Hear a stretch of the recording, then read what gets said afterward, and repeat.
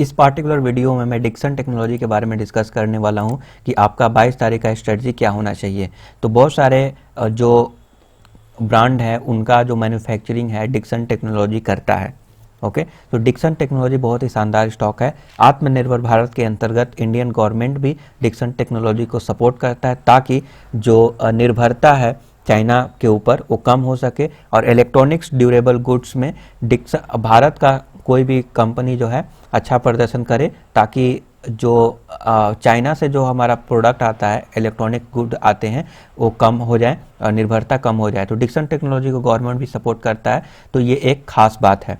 Now ये multi bagger stock है, कोई इसमें डाउट की बात ही नहीं है, मल्टी बैगर स्टॉक है। Okay, already multibagger return provide कर चुका है। बट अब क्या, अब का स्ट्रेटजी क्या होना चाहिए? अब जो हो गया सो हो गया। पास्ट बोल रहा है कि चलो मल्टी बैगर स्टॉक है, but at the present moment आपका क्या स्ट्रेटजी होना चाहिए डिक्सन टेक्नोलॉजी को लेकर? ओके, तो चलिए इसको देखते हैं डिटेल में। सबसे पहले यहाँ पे डिक्सन टेक्नोलॉजी का थोड़ा बहुत फंडामेंटल एनालिसिस कर लेते हैं। अगर मैं बोलूँगा कि आई बटन में वीडियो है आप जाकर देख लीजिए तो आप लोग देखेंगे नहीं, उससे अच्छा है कि मैं थोड़ा बहुत डिस्कशन कर लेता हूँ यहाँ पर। तो पी रेशियो देखें तो 175 है, मतलब इसका मतलब ये है कि कंपनी को 1 रुपया अगर प्रॉफिट कर रहा है तो आप 175 रुपीज़ तक देने को तैयार हैं। मतलब पी रेशियो काफ़ी ज़्यादा है यहाँ पर, आपको ये नहीं भूलना चाहिए। ओवर वैल्यूड स्टॉक है, ठीक है, ओवर वैल्यूड स्टॉक है, बट अच्छे स्टॉक सस्ते मिलते कहाँ हैं, वो तो ओवर वैल्यूड ही मिलेंगे, ये भी आपको नहीं बोलना चाहिए। बट बहुत ज़्यादा ओवर वैल्यूड है, एटलीस्ट यहाँ पे 25 के आसपास होना चाहिए, बहुत ज़्यादा है। फिर भी चलिए और आगे देखते हैं। प्रॉफिट ग्रोथ, हाँ अगर प्रॉफिट ग्रोथ अच्छा रहेगा तो हमको पी रेशियो ज़्यादा कॉस्टली भी स्टॉक लेने में कोई प्रॉब्लम नहीं है। तो पी रेशियो के बारे में बात करें तो ट्रेलिंग 12 मंथ में 31% का ग्रोथ, 3 ईयर में 36% का ग्रोथ, 5 ईयर में 59% का ग्रोथ। तो ग्रोथ तो शानदार है। अब बोलेंगे कि बहुत सारे में तो 100 और इससे ज़्यादा ग्रोथ होता है, तो ऐसा नहीं होता है। आपको ये ग्रोथ अच्छा दिख रहा है आपको, ठीक है। 5 ईयर में 59% का ग्रोथ, शानदार ग्रोथ आप बोल सकते हैं। ओके, कुछ कुछ स्टॉक है जिसमें डबल ट्रिपल 100-200% ग्रोथ होता है, बट कंटिन्यूसली उसको मेंटेन कर पाना इतना इजी नहीं है। तो 59% का अगर ग्रोथ अगर 5 ईयर में है, 3 ईयर में 36%, तो ये शानदार है, ठीक है। किसी भी बैंक में अगर एफडी में जाते हैं, एफडी करवाते हैं, या फिर कोई इंस्ट्रूमेंट हो गया एलआईसी का प्रोडक्ट या फिर ऐसे वैसे जिसमें 5 से 6% का रिटर्न ही देखने को मिलता है, ठीक है। इन्वेस्टमेंट के कई सारे इंस्ट्रूमेंट है 5 to 6%। नाउ कंपनी ये प्रॉफिट ही इतना कर रहा है, 31%, 36%, 5 ईयर में 59%। कंपाउंडेड प्रॉफिट ग्रोथ अगर इतना शानदार है तो आपको रिटर्न तो आइडियल सिचुएशन तो यही होना चाहिए कि अगर कंपनी 31% के हिसाब से ग्रो कर रहा है तो आपका भी स्टॉक का प्राइस 31% मूव होना चाहिए। कंपनी देखिए 498% रिटर्न 1 ईयर में, शानदार रिटर्न है, CAGR है। नाउ ये फ्यूचर को देखकर लोग यहाँ पे इसको ओवर वैल्यूड बना दिए, लोग अभी भी इंटरेस्टेड है बाई करने के लिए फ्यूचर को देखकर। क्यों? क्योंकि फ्यूचर शानदार है। अब जो है चाइना से निर्भरता अब कम 1 सालों में जो हमारा जो गलवान घाटी में जो भी हुआ झड़प हुआ, उसके बाद से जो मूवमेंट चला एंटी चाइना, जिसके वजह से अब लोगों को लगता है कि अब इंडियन ब्रांड को सपोर्ट करना चाहिए। गवर्नमेंट भी सपोर्ट कर रहा है, अपनी निर्भरता कम कर रहा है और इसको फायदा हो रहा है। आने वाले समय में अच्छा ग्रोथ करेगा, इसके लिए लोग यहाँ पे ज़्यादा पैसा पे करने के लिए तैयार हैं। करेंट सिनारियो भी अच्छा है, एट द करेंट मोमेंट ये बेहतरीन है, ठीक है। अगर हम करेंट सिनारियो के बारे में बात करें तो पास्ट भी इसका बेहतरीन है, नाउ फ्यूचर में और भी बेहतरीन रिजल्ट का एक्सपेक्टेशन है, इसीलिए लोग एक बहुत ही एक्सपेंसिव बनाकर है फिर भी लोग बाई करने को तैयार है। नाउ आपका स्ट्रेटजी क्या होना चाहिए मैं बताऊंगा। तो फंडामेंटली काफ़ी ज़्यादा स्ट्रॉन्ग है, 24,993 करोड़ का मार्केट कैप है जो कि शानदार है। ओके, फेस वैल्यू यहाँ पे 2 देखने को मिल रहा है, कर्जा बहुत कम है, प्रॉफिट ग्रोथ 30% शानदार है। लोग जो है ना, लोग जो है 15 से 20% रिटर्न मिल जाए उसी में खुश रहते हैं। अब आप लोग रिटेल निवेशक हैं तो आप लोग को 50 से 100% का रिटर्न चाहिए। जो कि आपको एक्सपेक्टेशन रहता है 50 से 100%, बट एट द एंड आप लॉस में निकालते हैं, मुझे पता है। और एट द एंड जो है म्यूचुअल फंड वाले जिनको 15 से 20% और बहुत कम 15 से 20% का रिटर्न चाहिए, एट द एंड उन्हीं लोग पैसा बनाते हैं। तो एक जो आपका कैलकुलेशन होता है ना, कंजर्वेटिव माइंडसेट के साथ होना चाहिए, क्योंकि ये स्टॉक मार्केट है, इसमें आपके हाथ में कुछ नहीं है कि आप कुछ यहाँ पे कुछ कर सकते हैं, आपके हाथ में नहीं है। डिक्सन टेक्नोलॉजी का मैनेजमेंट जो चाहेगा वो हो सकता है, ठीक है। तो इसीलिए आपको ध्यान रखने की जरूरत है। तो आपके हाथ में ये चीज़ नहीं है, तो आप कंजर्वेटिव होकर सोचेंगे ना कि कम से कम जो ग्रोथ होगा कितना होगा। तो कम से कम अगर कंपनी का प्रॉफिट ग्रोथ 30% है, तो मान लीजिए 30% ग्रो ना होकर 15% ग्रो हुआ, तब भी बेहतरीन है। 15% अगर ग्रो होगा तो स्टॉक का प्राइस, आइडियल सिचुएशन के बारे में बात करें तो 15% ग्रो होगा, बट आइडियल होता कहाँ है? एक्चुअल में इक्विटी मार्केट में ओवर वैल्यूड ही होता है। तो 15% के हिसाब से अगर कंपनी ग्रो करेगा तो स्टॉक का प्राइस जो है 15% के हिसाब से नहीं, 20% के हिसाब से ग्रो करेगा, या उससे भी ज़्यादा ग्रो करता है। तो ओवरऑल मैं बोलूँ तो बेहतरीन, फंडामेंटली तो बहुत ही बेहतरीन है। कर्जा कम है, मार्केट कैप ये मिड कैप का कंपनी है, मीन्स ऐसा भी नहीं है कि कल से ये ठुस हो जाएगा और नीचे गिर जाएगा, ऐसा कुछ नहीं होने वाला। कॉन्स के बारे में बात करें तो बुक वैल्यू से ज़्यादा है, ये कोई मायने नहीं रखता है, ये कुछ नहीं है। प्रोमोटर होल्डिंग डिक्रीज किया है, ये थ्रेट है, इसमें प्रॉब्लम है। प्रोमोटर ने अपना होल्डिंग डिक्रीज करना, क्योंकि कंपनी को लगता है प्रोमोटर को कि कहीं ना कहीं थोड़ा ये ओवर वैल्यूड हो चुका है, ठीक है, इसीलिए इन्होंने लास्ट क्वार्टर में डिक्रीज किया। बट जो भी रीजन हो, डिक्रीज होने के बाद भी प्राइस बढ़ रहा है और बढ़ता ही चला जा रहा है, it's good sign. Now company is expected to good quarter, that's why ये इतना स्टॉक का प्राइस बढ़ रहा है। अगर इसके कंपटीटर के बारे में बात करें, और भी कई सारे रीजन हैं।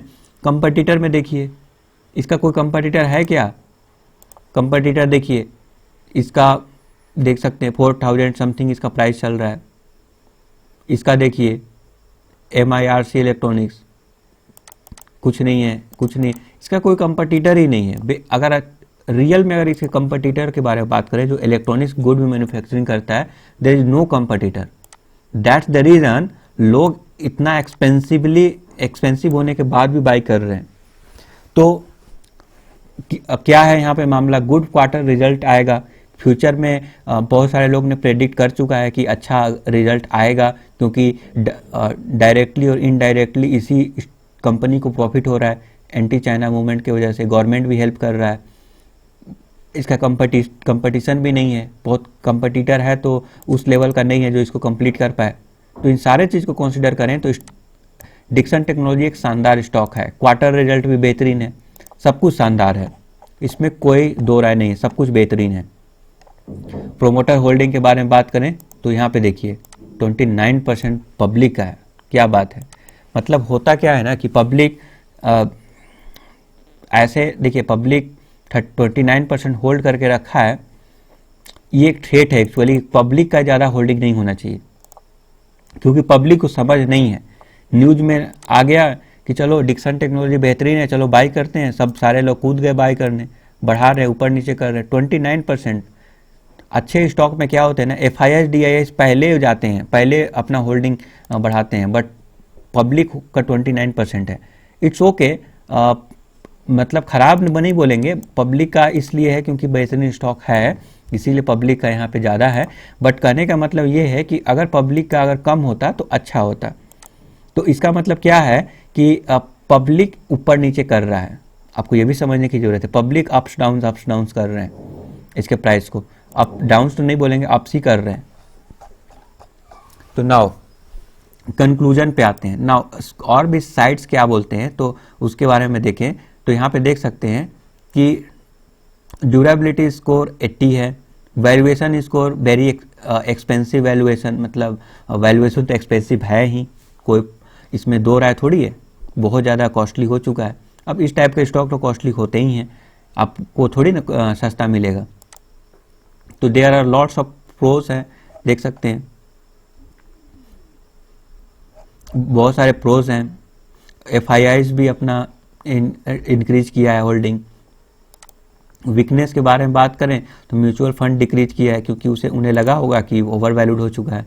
प्रोमोटर डिक्रीज किया है, तो ये थोड़ा एक बिगेस्ट थ्रेट मैं मानता हूँ इसको, म्यूचुअल फंड और प्रोमोटर होल्डिंग डिक्रीज किया है तो। बट एट द एंड मैं बोलूँगा कि ये शानदार स्टॉक है, थोड़ा एक्सपेंसिव तो ज़रूर है, बट अब देख सकते हैं opportunity 30 day moving average crossing over 200 day moving average. Okay, P ratio stock is more than 40। तो नाउ कंक्लूजन पे आते हैं। कंक्लूजन पे आएंगे तो कितने लोग यहाँ पे डिक्सन टेक्नोलॉजी बाई करने का रिकमेंडेशन देते हैं? 76%। और उसके बाद मेरा थॉट क्या रहेगा? तो कंक्लूजन यही है कि ये स्टॉक ओवर वैल्यूड है, ठीक है, ओवर वैल्यूड स्टॉक है, बट इसका प्रॉफिट ग्रोथ शानदार है और ट्रेंड बोल रहा है, सेंटीमेंट लोगों का पॉजिटिव है, लोगों का पॉजिटिव सेंटीमेंट है तो लोग और भी बाई करेंगे, भले ही कितना भी एक्सपेंसिव हो जाए। पी रेशियो 175 क्या 500 तक भी जा सकता है, क्योंकि सेंटीमेंट अच्छा है, तो सेंटीमेंट अच्छा है तो और ऊपर जाएगा। एक्सपेंसिव है तो डरना नहीं है। फ्यूचर ग्रोथ बेहतरीन हो सकता है क्योंकि गवर्नमेंट सपोर्ट कर रहा है, कंपटीशन नहीं है, कंपटीशन बहुत कम है, और मैन्युफैक्चरिंग और गुड्स में नंबर 1 कंपनी है, तो ग्रोथ होगा। But at the end manufacturing वाले कंपनी को कम प्रॉफिट होता है, बट जो जैसे ब्रांड होता है, जैसे बोट के लिए इन्होंने काम कर रहा है, सैमसंग के लिए इन्होंने काम कर रहे हैं, तो सैमसंग को ज़्यादा प्रॉफिट होगा, बोट को ज़्यादा प्रॉफिट होगा, डिक्सन को कम प्रॉफिट होगा। आपको ये भी नहीं भूलना चाहिए। तो मेरा पॉइंट ऑफ व्यू यही है कि स्ट्रांग है, थोड़ा सा ओवर वैल्यूड है, तो आने वाले समय में कंसोलिडेशन या थोड़ा बहुत गिरावट हो सकता है, बट ये क्योंकि कंपनी शानदार है, प्रॉफिट ग्रोथ भी कंटिन्यूअसली ये बना रह सकता है, इसीलिए मेरा ऐसा मानना है कि आपको यहाँ पे घबराने की ज़रूरत नहीं है। अगर अभी तक अगर आपने बाई नहीं किया हुआ है डिक्सन टेक्नोलॉजी में तो बाई कर सकते हैं, इस लेवल पे करें।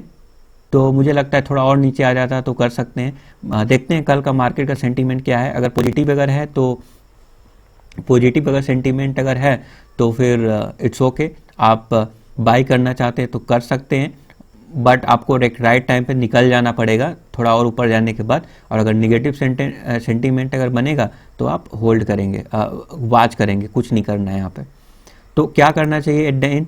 आपको यहाँ पे कंक्लूजन में बारे में बात करें तो आपको अगर बाई कर रहे हैं तो आपको स्टॉप लॉस एक डाल कर रखना पड़ेगा। स्टॉप लॉस 3600 का है, 3600 आपका स्टॉप लॉस रहेगा। अगर ये हिट हो जाता है तो आप निकल जाएं, अगर ये हिट नहीं होता है तो आप बने रहें, होल्ड करें। मार्केट कितना भी अप्स डाउन डांस करेगा, कुछ नहीं करना है, वॉच करना है। मार्केट का पार्ट होता है अप्स डाउन। आप ऊपर के लेवल पे बाई कर रहे हैं, इसीलिए आपको इन सारे चीज़ों का खास ध्यान रखना पड़ेगा। कंसोलिडेशन हो रहेगा, 1 साल भी रहे, 2 साल भी रहे, आपको घबराना नहीं चाहिए क्योंकि शानदार स्टॉक है। एट द एंड आपको अच्छा रिटर्न देगा। और जो ऑल टाइम हाई बन रहे हैं वो टूट जाएंगे, आगे अभी तक हो रहे हैं ऐसे और आगे भी होते रहेंगे क्योंकि ग्रोथ जो है बेहतरीन उम्मीद है और डिक्सन टेक्नोलॉजी ये कर सकता है, आने वाले समय में मल्टीबैगर बना सकता है। लार्ज कैप में जाएंगे तो लार्ज कैप में कम रिटर्न मिलेगा और क्योंकि वो सैचुरेशन लेवल पे पहुंच चुके हैं। अब उसके बाद जो ग्रोथ होगा वो बहुत कम रफ्तार से होगा, पर इस टाइप के स्टॉक में जो रफ्तार होगा ग्रोथ का वो शानदार होगा। 100% भी रफ्तार हो सकता है, ठीक है, 50% की भी रफ्तार से ग्रो कर सकता है, तो ग्रोथ बेहतरीन है। ऐसे स्टॉक में पैसा लगाइए ना कि जो आने वाले 20 साल में आपको मल्टीबैगर बना दे। जो बना चुका है उसमें आप इन्वेस्ट करेंगे तो फायदा क्या है, वो तो ऑलरेडी बना चुका है। तो ये स्टॉक और भी ऊपर जा सकता है, उसकी पॉसिबिलिटीज है, बट अगेन शॉर्ट टर्म में कंसोलिडेशन और गिरावट से परेशान होकर निकलने की जरूरत नहीं है। लॉन्ग टर्म के हिसाब से ही आप बाई करें और ये जो गिरावट उरावट हो रहा है उससे आप नहीं डरें। अगर फिर भी अगर आपको डर लगता है तो मैं स्टॉप लॉस दे देता हूँ। इस स्टॉप लॉस में आप चाहें तो निकल सकते हैं, बट ये हिट नहीं होगा, ऐसा मेरा मानना है। ये हिट ही नहीं होगा। क्यों हिट नहीं होगा? क्योंकि थोड़ी ना मैं शॉर्ट टर्म के लिए वीडियो बना रहा हूँ। ये लॉन्ग टर्म में हिट होना चाहिए क्या? लॉन्ग टर्म में कोई स्टॉप लॉस होता है? बट आपकी घबराहट को कम करने के लिए मैं ये स्टॉप लॉस दे रहा हूँ। और अगर इसको तोड़ेगा तो हो सकता है कि नीचे की ओर थोड़ा ट्रेड करे, बट आप निकल जाए, क्योंकि ओवर वैल्यूड स्टॉक है तो डाउन ट्रेंड भी दिखा सकता है। डाउन ट्रेंड में आपको पता नहीं है कि निकलना कब है। हमेशा सोचेंगे कि अब ये बाउंस बैक करेगा, अब करेगा, और अब कभी आएगा नहीं, और आपको 50 से 60% भी डाउन देखने को मिल सकता है। तो इसीलिए मैं आपको बोल रहा हूँ ये स्टॉप लॉस देखें, ये टूट जाता है तो आप निकल जाएं, नहीं सोचना है, कोई थॉट सेकेंड थॉट नहीं आना चाहिए। अदरवाइज ऐसे लोग जो कंसोलिडेशन से घबराते हैं, शॉर्ट टर्म में गिरावट से घबराते हैं, इस लेवल को वेट करें। इस लेवल को तोड़ेगा तो ऊपर की ओर जबरदस्त ब्रेकआउट लेवल है, इस लेवल को तोड़ेगा तो ऊपर की ओर जबरदस्त रैली देखने को मिल सकता है। ये मेरा प्रेडिक्शन है, ठीक है। तो कंक्लूजन यही है कि पहले जो ऊपर में बाई किए हुए होल्ड करें। अभी जो लोग बाई करना चाहते हैं बाई कर सकते हैं, हमेशा इसका वैल्यूएशन ओवर वैल्यूड ही रहेगा। थोड़ा बहुत गिरावट अगर होता है, बाई कैसे करें, तो अगर मार्केट का सेंटीमेंट अगर डाउन ट्रेंड है तो वॉच करें, और अगर अप ट्रेंड स्टार्ट होगा तो आप वहाँ पे बाई कर लें, सब इस लेवल पर बाई कर लें, और अगर अप ट्रेंड अगर मार्केट है तो इस लेवल पर भी बाई करके चल सकते हैं। ये मेरा रिकमेंडेशन रहेगा डिक्सन टेक्नोलॉजी को। कुछ इंपॉर्टेंट चीज़ें कि ये जो है स्प्लिट हो चुका है, इससे पहले प्राइस बहुत ज़्यादा था, स्प्लिट हो चुका है। तो ऐसे लोग जो स्प्लिट होने के बाद सपोज दैट 2 क्वांटिटी बाई किए हुए थे, नहीं 1 क्वांटिटी ले लेते हैं, अगर 1 क्वांटिटी बाई किए हुए थे और उनको 5 क्वांटिटी एक्स्ट्रा में मिलने वाला था और उनके स्टॉक में अभी 1 क्वांटिटी है और प्राइस जो है इतना ही देखने को मिल रहा है, तो घबराए नहीं। जो एक्स्ट्रा क्वांटिटी है वो 15 से 20 दिन में डिपेंड करता है ब्रोकर के ऊपर, कौन से ब्रोकर का यूज कर रहे हैं एप्लीकेशन, या ये क्रेडिट कर दिया जाएगा आपको। जो एक्स्ट्रा जो क्वांटिटी है वो मिल जाएंगे, तो आपको घबराने की ज़रूरत नहीं है। स्प्लिट हो चुका है इसीलिए ये सस्ता देखने को मिल रहा है। अभी स्प्लिट होने से फ़ायदा क्या है कि जब नीचे जाएगा तो एवरेज आउट करना आसान हो जाएगा, क्योंकि अब 20,000 नहीं, अब 4,000 ही देने की ज़रूरत है। और ऐसे लोग जो 20,000 अफोर्ड नहीं कर सकते थे, वो कम से कम एक क्वांटिटी से भी आप शुरुआत कर सकते हैं, तो ये भी एक अच्छा चीज़ है। आपके पास अगर फंड कम है तो भी आप बाई कर सकते हैं, ये मेरा रिकमेंडेशन रहेगा। बट जो भी मैं स्ट्रेटजी बताया था, ये स्ट्रेटजी आप फॉलो करेंगे तो ज़्यादा बेटर रहेगा। फिर भी अगर किसी भी प्रकार का अगर डाउट है तो कमेंट करके पूछ सकते हैं। Thank you for your support.